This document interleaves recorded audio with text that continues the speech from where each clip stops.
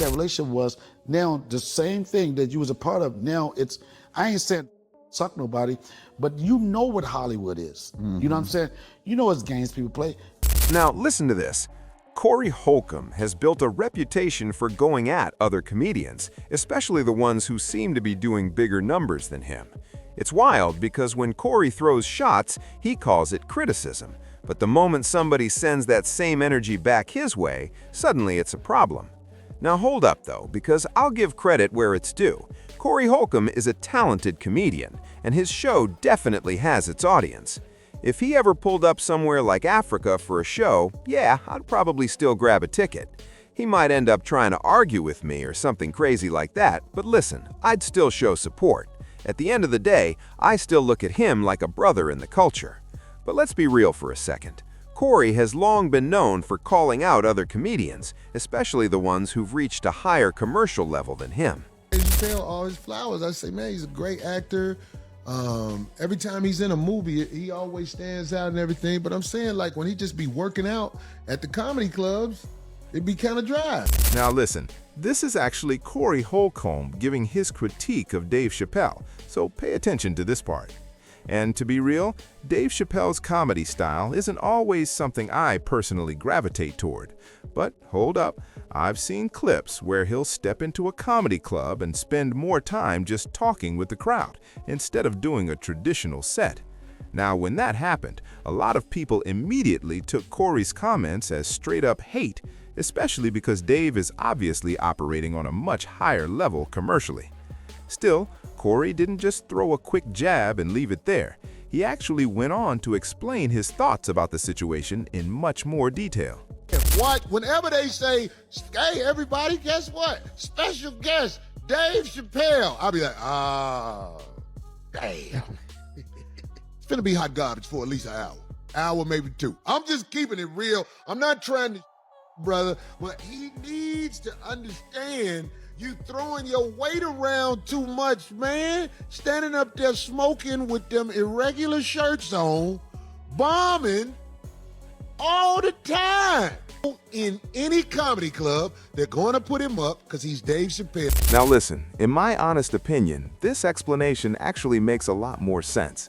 He's basically saying, look, I've already given Dave Chappelle his flowers. And according to him, when Dave has rough moments on stage, it's not because he lacks talent. The argument is that sometimes he doesn't really try to control the crowd. Instead, he leans on the power of being Dave Chappelle. Like, I'm Dave Chappelle, so I can pretty much do whatever I want on stage. And to be fair, some people actually agree with that take. But hold up, because this whole conversation eventually pulled Donnell Rawlings into the mix. Remember, Donnell Rawlings was on Chappelle's show, and most fans know him as the hilarious character Ashy Larry. Because of that opportunity, he's always shown major appreciation to Dave Chappelle for opening doors for him. So naturally, his loyalty to Dave runs deep. It's kind of similar to how Corey Holcomb shows loyalty to Kevin Hart, by the way. And Kevin Hart is definitely a strong comedian in his own lane. Personally, I tend to connect with Kevin Hart's style a little more than Dave Chappelle's. But things between Donnell Rawlings and Corey Holcomb eventually got heated. Not an all-out fight, but definitely a tense situation that happened a few years back in Hollywood. Mild, M-I-L-D. You catch up. You ain't hot sauce. Nobody agree? So I'm wrong. Okay, I can be wrong. So listen, this is basically Corey Holcomb stepping in and saying that Dave Chappelle's comedy is kind of mid in his opinion. And hold up, because right after that, here comes Donnell Rawlings jumping in with his response. I ain't come through the streets or the gutters in straight bull. And if you want to ask somebody, ask the mother that you know what I do. So, Ask them, okay, all right. Listen. This be fair. Fair conversation. Ashy Larry, way to No. go. Let's be fair. Let's be fair and real. You say you keep it 100. Know how I get down. How? 32. I rip. You rip mics? I rip. You ask anybody ever see me bomb. Anybody. And you ask anybody that don't know me, I keep it gangster. I don't say you No, you trying to say I'm a bum. I ain't no bum. No, I didn't say And I Now, listen, Donnell Rawlings basically came back like, yo, hold up, you're on some nonsense right now. He even made it clear, like, I'm from Brooklyn, stop playing with me like that. His whole point was that people keep acting like he only made it in the industry because of Dave Chappelle. But according to him, folks are ignoring the years of real work he also put into the game, like the grind, the shows, the hustle behind the scenes. So when people downplay his opportunities, he feels like they're acting as if he just got handed everything. And that's really the bigger argument he was trying to explain during that conversation on Dion Cole's podcast. It's an issue with it. Now it's an issue. The issue is this, or this person, if he's got this, he sucked a dick. If he did this, he got in the ass. If did the backdooria or whatever you call it. And this is what I don't understand. It's like all these motherfuckers. See, the problem is, but here's the thing, what that relationship was. Now the same thing that you was a part of. Now it's, I ain't saying suck nobody, but you know what Hollywood is. You know what I'm saying? You know it's games people play. You don't play them. Motherfuckers choose to play, they don't.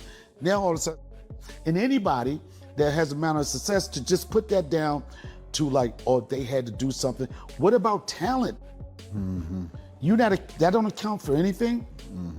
You know, I just, that not just him, but anybody. Now listen, I actually respect the way Donald Rawlings handled this whole situation, especially since most of that drama is clearly behind them now. But hold up, because one thing people have always respected about Corey Holcomb is that he's been one of the few comedians willing to openly talk about what really happens behind the scenes in Hollywood. That's honestly why a lot of fans rock with Corey in the first place. People feel like Corey represents the everyday audience while still being inside that Hollywood world. I mean, think about it. He's been out in LA for years, shaking hands and seeing how that side of the industry really moves. Because of that, a lot of fans believe him when he speaks on certain shady dynamics in entertainment. But Donald Rawlings also made a strong point in response. His argument was simple. Corey himself has been part of the same industry system. He's been on Last Comic Standing, had management, and received opportunities that many upcoming comedians never even get close to. So Donald's bigger question was basically, if those opportunities automatically mean something shady, then what does that say about Corey's own career? Now hold up, because Donald wasn't actually accusing Corey of anything like that. What he was really highlighting is that talent still matters in comedy. He pointed out that Corey can walk on stage, feel a dead crowd, crack one joke, and suddenly have everybody locked back in. That takes real skill and a real following. In other words, Donald's message was basically this: Corey isn't the only talented comedian out here. There are a lot of comics grinding and earning their spots. Donald even talked about how many times he tried to land gigs and couldn't get booked. But there were also moments where his talent alone opened doors for him. And that's where some of the criticism toward Corey starts coming in. Because listen, one pattern people notice is that whenever Corey clashes with someone, the conversation often turns into accusations about people being part of some secret agenda. Suddenly, your critics, executives, or anyone he disagrees with get thrown into that category. And look, sometimes there might be truth behind certain industry dynamics, but it becomes difficult when that explanation gets applied to every single person who succeeds or disagrees with him, especially when there isn't clear proof behind those claims. At the end of the day, Corey is still part of that same comedy world, and if every successful person in the industry got there through shady reasons, then logically that question would circle back to him too, which most fans clearly don't believe. Now, to be fair, Corey's own success story speaks for itself. He spent about 15 years building his brand through the 5150 show and staying consistent with his audience. A lot of people didn't even discover Corey until his YouTube presence started growing.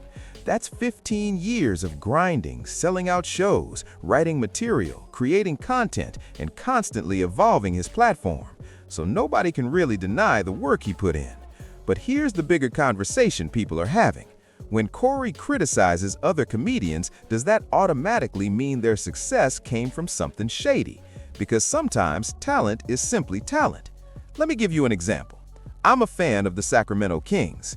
Back when they were battling the Los Angeles Lakers in those legendary playoff series, that team had serious talent, guys like Mike Bibby, Vlade Divac, and Peja Stojakovic. But there was one major obstacle standing in the way. His name was Kobe Bryant. And no matter how much you disliked Kobe, you couldn't deny how great he was. Even players like Doug Christie gave everything they had trying to defend him. Sometimes the truth is simple. Someone can just be that good. And that's where this whole debate comes back around, because just like there are people who think Corey Holcomb is hilarious, there are also people out there who feel his comedy is just mid. Yeah, I said it, some viewers really feel that way. They might watch his content and say it's not for them. But here's the key thing. An opinion doesn't automatically equal the truth. Somebody's take doesn't suddenly rewrite reality. Comedy, just like music or sports, is subjective. What one person loves, another might not connect with at all.